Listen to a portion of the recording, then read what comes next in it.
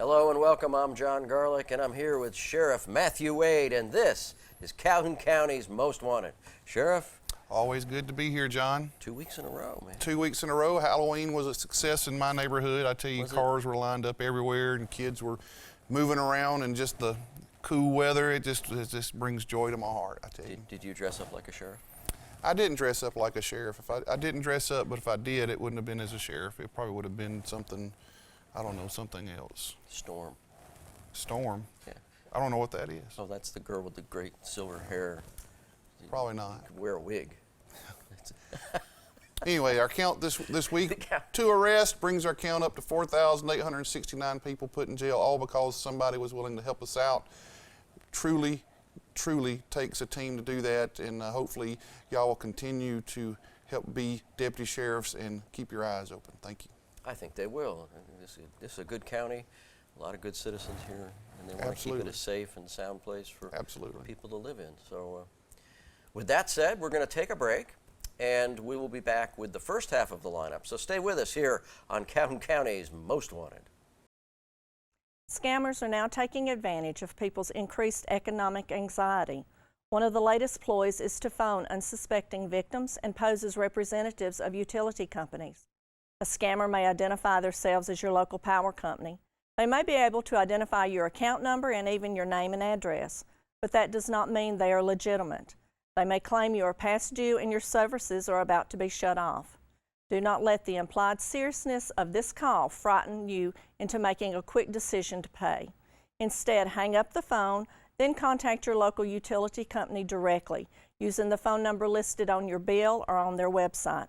Speak with a representative to check on your account. Never give your banking information over the phone unless you have placed the call yourself to a phone number that you know is correct. Utility companies do not demand your banking information by email or phone. They will not force you to pay over the phone as your only option. Any reputable company will never request payment by gift card, reloadable cash card, wiring money, or cryptocurrency. Some of the requested cards could be MoneyPack, Vanilla, Google, eBay, Amazon, or even an iTunes card. But you should know that there are still many more variety of cards the scammer could suggest that you use. If they ask for payment in any form of these cards, it is a scam. For more information, you can go to ftc.gov or call me, Nancy Hilton, at the Calhoun County Sheriff's Office at 256-236-6600. And welcome to this week's edition of Calhoun County's Most Wanted. First up in our lineup this week, Daryl Pickett. Mr. Pickett, last known to be living in Lineville. He's wanted for a probation violation on possession of a controlled substance. And meet Trey Anderson. Mr. Anderson, last known to be living in Anniston. He's wanted on a probation violation for possession of a forged instrument. And this is Chris Fisher. Ms. Fisher, last known to be living in Oxford. She's wanted for a writ of arrest on theft of property first. And meet Courtney Moss. Mr. Moss, last known to be living in Birmingham. He's wanted on a probation revocation for possession of a forged instrument. And have a look at Richard Smith. Mr. Smith, last known to be living in Anniston. He's wanted for a failure to appear on domestic violence second assault. This is Travis Durden. Mr. Durden, last known to be living in Anniston. He's wanted on a probation violation of possession of a controlled substance. And meet Ricky Bradford. Mr. Bradford, last known to be living in Anniston, wanted for a failure to appear on theft of property first.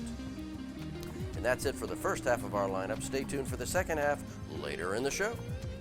Welcome back. We hope you saw somebody in the lineup where you might know where they are, and if you do, call the sheriff's office or the Crime Stoppers line. You call, they haul. We have a really cool guest with us today, the Executive Director of 911, Kevin Jenkins. How are you? Well, hey, Jon Garlick. It's great to be here, sir. Thank you for having me. Great to have you here. You know, 911 system is important to just about everybody, right? Absolutely. It certainly is. So why don't you tell us what's going on at the 911 system? Well, I should start by saying that one of my board members is here. Sheriff Wade serves on the board. A lot of people don't know that we have a very rich public safety community that oversees the 911 board. We have 7 commissioners. All of them have some tie to public safety, police, fire, EMS, and those 7 commissioners tell me what to do and oversee the health and the safety of the citizens as we provide those services through 911. And certainly not all of them are rich.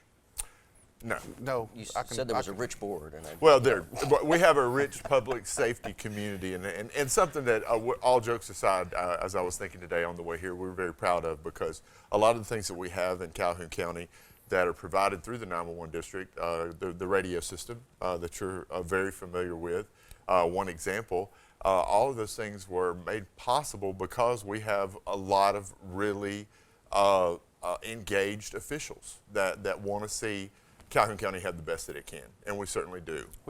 Our radio system is probably one of just a handful, if that much, in the state of Alabama that have these capabilities. So there's a few in the state, but we're one of the best systems in the state, maybe even in the southeast. I'm not sure, but our radio system is a very high standard piece of equipment, or pieces of equipment, because it's a big system. But and it protects lives, and we can all talk because of it. So. That was born out of CSEP, the chemical mill that we had going on here, and the board and the 911 folks have kept that up to. So tell our listeners what's so special about this system. Well, the foresight back in the early 90s was to prepare for the incineration, as you just suggested, at the Anderson Army Depot. That's been over for 10 years now. So the legacy is that the Army funded a radio system back in the 90s that was so cutting edge at the time. Most of particularly your local sheriff's departments, were dealing with VHF, UHF communications, not very accustomed to having portable coverage, right? They just lived by the fact that if they needed help, they were going to have to get back to their car, and hopefully the car would work. During that time, Calhoun County was revolutionizing its radio systems and providing what we call the 800 megahertz system, and it still sustains today. And it just provides a level of reliability that's greater than 99%, and that's the kind of reliability you need in order to get on an airplane, right? I need to know that greater than 99% of the time it's going to be okay, and so that's what our system does, much greater than 99% of the time. The coverage is there, but it's not easy, and it's not cheap, and it requires a tremendous amount of cooperation, and that's what we have. And there was talk when I was working at the sheriff's office. There was always talk about interoperability between agencies throughout the nation, and there was some stuff that the National Sheriff's Association was working on as far as interoperable communication. Where is that now? Well, John, that's a great question, and I think that we just had some meetings the day before yesterday, and my mind is kind of blown because of the way that the technology is moving.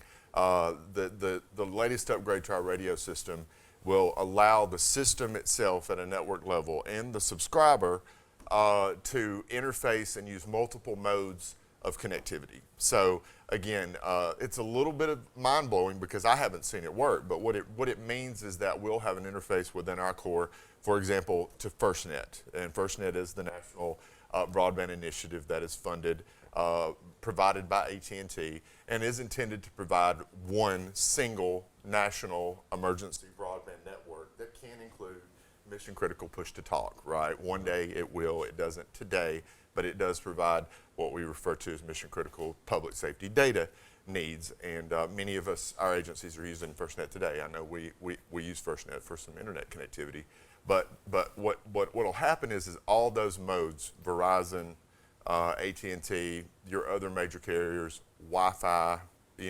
LMR, land mobile radio, which is what we have, multiple modes that the system can automatically detect and can basically switch between. So you would, instead of just being able to use your portable on a scene in a rural part of the county where the LMR system was maybe not doing the best, the system would also be able to see what coverage was available from the other carriers and immediately switch you over to that and provide that service through their network without, I know, right, John, you're like, okay, let me think about that. But it is coming, and we are prepared to do it, or will be prepared to do it here in Calhoun County. So that's the evolution of what's happening now. What was separate before will come together for public safety. Yeah, and just before we take a break here, I think most of our listening audience or viewing audience wouldn't understand that many agencies can't talk to each other throughout the nation. They think about Penelope and Criminal Minds, little keystrokes, and you know everything. And that's just not the case on many things in law enforcement, one being radio systems. Other is knowing who's in jail in other jails across the country or across our county. So, you know, it's really important stuff to know. That's a great topic, disparity in systems. And we'll be back right after this break to talk more about disparity in systems. And stay with us for the second half of the lineup here on Calhoun County's Most Wanted. Welcome to the second half of our lineup. First up this half, Nicholas Williams. Mr. Williams, last known to be living in Anniston. He's wanted for theft of property third. And this is Shenardo Elston. Mr. Elston, last known to be living in Anniston. He's wanted on a probation violation for possession of a forged instrument. And this is Willard Quinn. Mr. Quinn, last known to be living in Gadsden. He's wanted for receiving stolen property second. And we'd like you to meet Orlando Carmichael. Mr. Carmichael, last known to be living in Mumford. He's wanted for failure to appear on use and possession of drug paraphernalia. And meet Joni Parker. Ms. Parker, last known to be living in Piedmont. She's wanted on a probation violation for possession of a controlled substance. And have a look at Maurice Pye Jr. Mr. Pye, last known to be living in Anniston. He's wanted on a probation violation for possession of a forged instrument, receiving stolen property. This is Joseph Ferguson. Mr. Ferguson, last known to be living in Lincoln. He's wanted for a probation violation on possession of a controlled substance. And that's it for our lineup this week. If you have any information on these cases, please give Crime Stoppers a call at 1-833-251-7867. Welcome back. We hope you saw somebody in that half of the lineup that you might know or know where they are. We are here with Kevin Jenkins, Executive Director of the 911 System, and Sheriff Matthew Wade, and talking about systems, disparity in systems, and enhancements. And so continue telling us about the 911 system. Well, you know, we were talking about the radio system, and disparity in systems is a problem throughout the country, as we previously mentioned. And in our county, we really do not have that problem. We, as recently as a couple of weeks ago, the city of Piedmont has decided to come onto our system. They had always been the last city in our county that did not have the same type of radio communications that everyone else has in the county. Today, they've signed on to the system. So other than a few volunteer fire agencies, in Calhoun County, we have the largest majority of our public safety responders. Then the sheriff can tell you, you know, we do not have those disparity of system problems like they do have in certain other parts of the country. And the truth is the only reason why is because we got a head start before everyone else. We started fixing the problem before other parts of the country did. Sure, we're 20 years ahead of most people. We really are. And so now the goal is to expand that interconnectivity to the rest of the nation, right? So in the case Absolutely. of an emergency, or the case of, as you talk, Sheriff, being able to find out who might be in jail, and you know. Or when you call 911, something that we're very proud of in our county is and we want the public to know this, when you dial 911 from the minute that the phone starts ringing, and certainly once we pick up the phone call, information is starting to move, right? The location information, what's happening, GPS coordinates, and all that information is being moved to the appropriate first responder as quickly as possible. If it's in the Calhoun County, our 911 operator has the telephone call, but that information needs to be flowing into the dispatch center that's actually going to send the help. And in Calhoun County, you know, we have that capability. We move it down to the level of the law enforcement unit, and they can see it. One thing used to, everybody had home phones, but I would say probably 99% of all people use cell phones today, which our 911 system has kept up with the technology and can find out where you are if you call 911 from a cell phone. So used to, if you called 911, they say it's at this address because it's a landline, but now they have to track it through that. One thing that we've seeing more and more of is text to 911. Can you tell them a little bit about that? I don't know if people know that you can text to 911. Well, text to 911 is relatively new technology. One of the things we had to overcome was the ability to move that information, just like I said. If our 911 operator received a text to 911 phone call, It may be, or from a mobile subscriber, sometimes the system may route that to the wrong county, or it need to be rerouted to another agency. So we had to be able to transfer the data. And so once again, Alabama is cutting edge because every 911 system in the state of Alabama has one network connection. So if if Calhoun County receives a text to 911 and we need to transfer that information over to another agency, or we need the Sheriff's Department to be able to see what's going on in real time, we now have that capability. But simply put, to answer your question, Sheriff, we discourage the use of text to 911 anytime that you can safely make a voice 911 call. Voice 911 telephone calls are going to be much faster. We're going to be able to move the information back and forth in the exchange. As you well know, text takes a little time. You're going to see a delay. In most cases, we can locate you once you text 911, but we will try to confirm that information. But at the end of the day, the service is really intended for hearing impaired. It's an excellent tool for the hearing impaired, or a situation where you can't safely speak on the telephone. And there, as you both know, are law enforcement officers. There's many situations, from domestic violence to active shooters to other unfortunate situations where text to 911 may be your best bet to get assistance.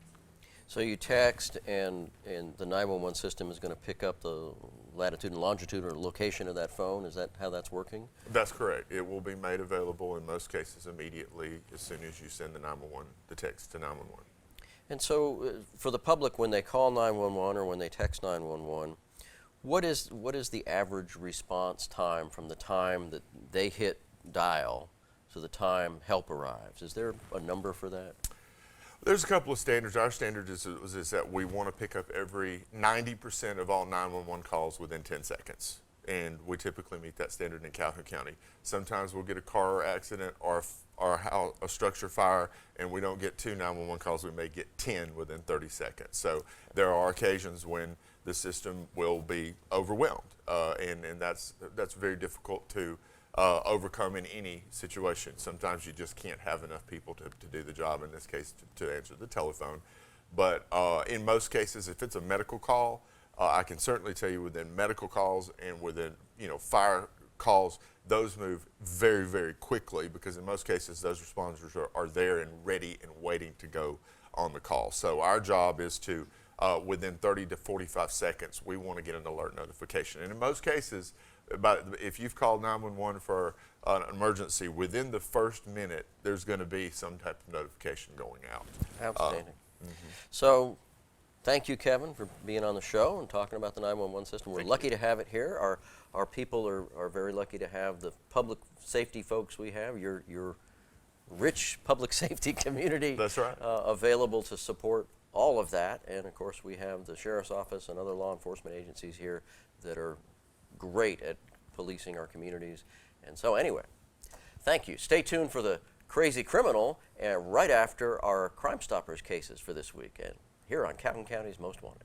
And welcome to the Crime Stoppers portion of our show, where we ask you to help our investigators with these cases. First up, on October 27th, between 4 p.m. and 5:30 p.m., a storage shed on Ingram Wells Road in Ohatchee was burglarized. A cattle gate was knocked down and numerous totes were stolen, including some that contained Christmas lights and quilts. Cigarette signage was also taken. A faded red truck with a loud muffler was seen leaving that location. And between October 27 and 28, a 16-foot enclosed trailer was stolen from a location on Jones Road in Anniston. And sometime on October 29th, a residence on Gladden Lane West in Alexandria was burglarized. A Vizio television and an iPhone and a tablet were stolen from that location. And on October 28th, around 4 p.m., a red truck was seen removing mail from a location on Bryant Road in Ohatchee. And between October 29th and October 30th, someone attempted to break into 2 vehicles at a location on Erica Lane in Ohatchee. And on October 30th, an unknown white male driving a green Mitsubishi Montero Sport was seen shooting a turkey in the yard of a residence on Angel Drive in Jacksonville. On October 31st, multiple storage units were burglarized at a location on Pine Manor Road in Alexandria. A suspicious red SUV was seen driving through the facility. And that's it for our Crime Stoppers cases this week. If you have any information on these cases, please give Crime Stoppers a call at 1-833-251-7867. Stupid! You're so stupid! Well, Sheriff, you're looking a little tired. I might say you might even be kind of pooped. I don't know. I like to party a little bit, but nobody likes a party pooper. No. So this past week in Sarasota, Florida, a substitute teacher was a little upset with the principal after she had carried a complaint to the principal. She didn't really like how the principal responded to it. So she learned that the principal was throwing a birthday party for her daughter, and she got caught, the substitute teacher got caught smearing poop or feces or human waste on the picnic tables where they were going to have the party to try to ruin the principal's daughter's party. So she got arrested for that. One, it's disgusting. Two, it's just, that's a little over the top. But three, she's just a plain old party pooper. She is, and good thing she's a temporary teacher. Yeah, she's just, some might just say that woman was just being a turd. Yes, we could follow that with a bunch of Yeah. stuff, but then we'd We just won't. be kind of running at the mouth, Yep, and we that's don't want to right. do that. So, well, Sheriff, a lot of good stuff going on this week. We have our Crime Stoppers cases in the lineup, and I know the people will be out there calling our Crime Stoppers number, tuning into your webpage. We got a webpage. That's right. And- Facebook page. Come see what we do and who we put in jail and what we do for the community. And go visit the sheriff. He likes meeting the public, and he's a good guy. So thank you for being with us this week. We hope to see you again next week, but not in the lineup here on Calhoun County's Most Wanted.